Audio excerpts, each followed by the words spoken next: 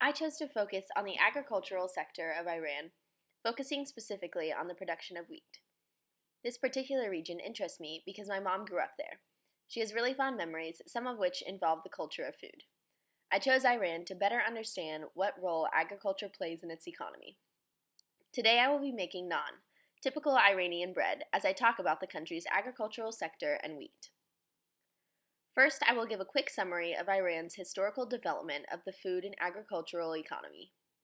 In 1979, the year before my mom actually left Iran, the Western Shah was overthrown, establishing a theocratic government by radical Islamic forces.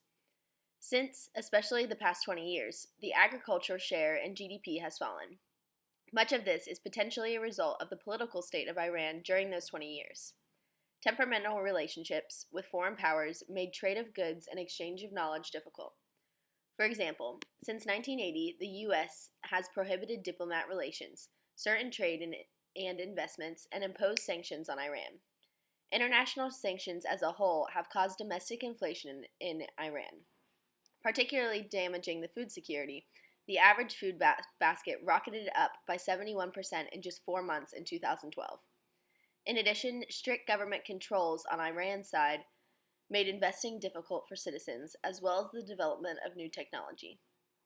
However, the current Iranian president, elected in 2013, has tried to better trading relationships with foreign powers.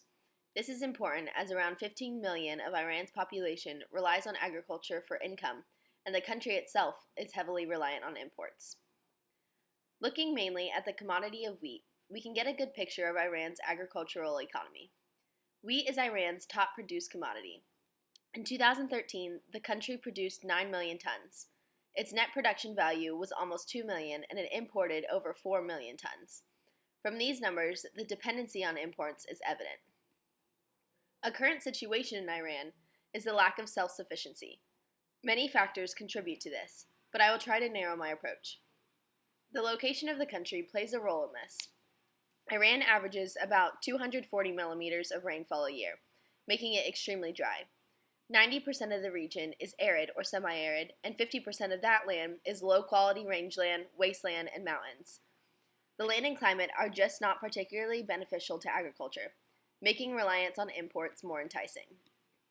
This downfall of Iran's location especially affects wheat. Often, the land becomes too scorched to produce a good crop. However, Iran has been discussing the development of a more resistant wheat crop to withhold during droughts. Yet, this would require great investments, which leads me to my next point. Socioeconomic factors also contribute to this self-sufficiency problem. The lack of investments in agriculture leads to a lack of technology and therefore a failing to capitalize and diversify Iran's crops. 2/3 of Iran's good land is not being cultivated, and even the land that is being utilized is not operating at full capacity. Farming techniques are outdated, and crop seeds are of poor quality. A study of the production of wheat shows how decreasing dependency on imports can better Iran's economy. Around 1999, Iran was 16th in the world for producing wheat. The country started a self-sufficiency strategy to tackle some of the problems inhibiting the crop. Input subsidies and developments in new methods, technology, and trainings were launched. By 2012, Iran was the 12th leading producer. Guaranteed purchase prices and support prices for wheat have also contributed to this. The hope is that with greater production of wheat, there will be less reliance on importing wheat from abroad. Self-sufficiency is especially pushed for the commodity of wheat. Iran imported 65% of its food in 1979. But now it self-produces 66% of its food bundle. However, even while there are improvements, wheat is still imported in significant amounts. In 2013, for example, $214 million worth was imported. Iran has a number of programs and government structures designed to frame and manage the agriculture sector. One such program is Vision 2025, which defines long-term policy objectives. Broad policies for agriculture, the fourth 5-year National Economic, Social, and Cultural Development Plan, and the fifth FYNDP are 3 other examples. All of these structures work towards similar goals: improve agriculture productivity, combat poverty, achieve national food security, and better sustainable development, disaster, and risk management. The culture of Iran also impacts its agriculture sector. Wheat is integral to Iranian food culture. Naan, unleavened bread, and whole grain bread are staples. What I'm making now, naan, is an Iranian-style flatbread. As you may have seen earlier, I have prepared the dough by dissolving yeast in warm water and adding whole wheat flour. Next, I have kneaded the dough until it is firm. After formed into a big ball, I place the dough in a bowl and sprinkled on more flour. I let this sit for 1 hour. After this, I knead and reform the dough, then placing it on the skillet in the oven. After a few minutes and adjustments, out comes the naan.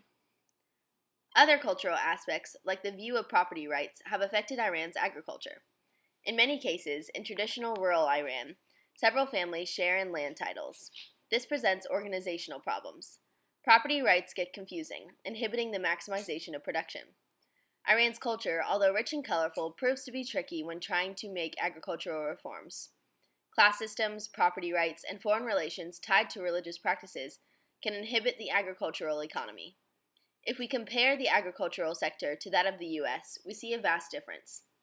To begin with, the rural population of Iran is around 27%, while 18% of the U.S. populace live in rural areas. About 18% of Iran's employed population find their work in agriculture. Only 1.6% of the U.S. are employed in the same way. It follows suit, then, that the agriculture in Iran makes up about 8% more of GDP than that in the U.S. Trade relations and technology use are significantly different. Iran's culture as a whole is much more concentrated than that of the U.S. This itself accounts for many of the differences. The agricultural economy of a region cannot be separated from or examined without considering culture. The agriculture sector of Iran is affected by its terrain, location, culture, politics, etc.